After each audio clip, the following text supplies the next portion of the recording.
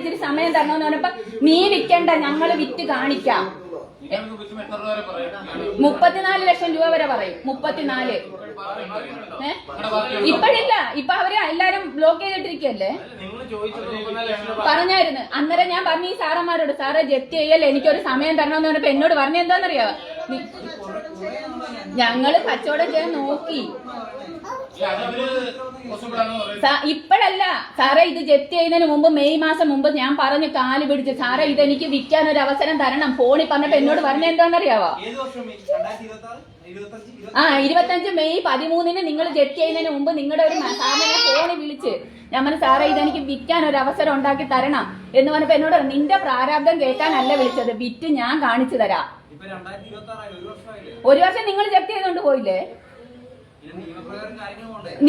നിയമം എല്ലാവർക്കും ഉണ്ട് സാറേ. 15 വർഷത്തെ ലോണാ സാറേ ഇത്. 10 വർഷമായിട്ടുള്ളൂ. ഇനി 10 വർഷമുണ്ട്. 10 വർഷത്തിന് അല്ലെങ്കിൽ എനിക്ക് സാവകാശം എന്താ? എന്തായാലും ഞാൻ വീട് തന്നെ, ഞാൻ നിങ്ങളുടെ ബാങ്കിൽ വന്ന് കട്ടെടുത്തൊന്നുമല്ല, എന്റെ പ്രമാണം കൂടെ തന്നല്ലേ ലോൺ എടുത്ത്. ഞാൻ അങ്ങനെ, ഞാൻ ഇനി എന്തെന്ന് പറഞ്ഞാലും സാറേ നിങ്ങൾ ഇനി ഇവിടെ നിന്നെന്ന് പറഞ്ഞാൽ എന്നെ കുത്തി ഇവിടുന്ന് ഇറക്കിയെന്ന് പറഞ്ഞാലും ഞാൻ ഇവിടുന്ന് ഇറങ്ങത്തില്ല.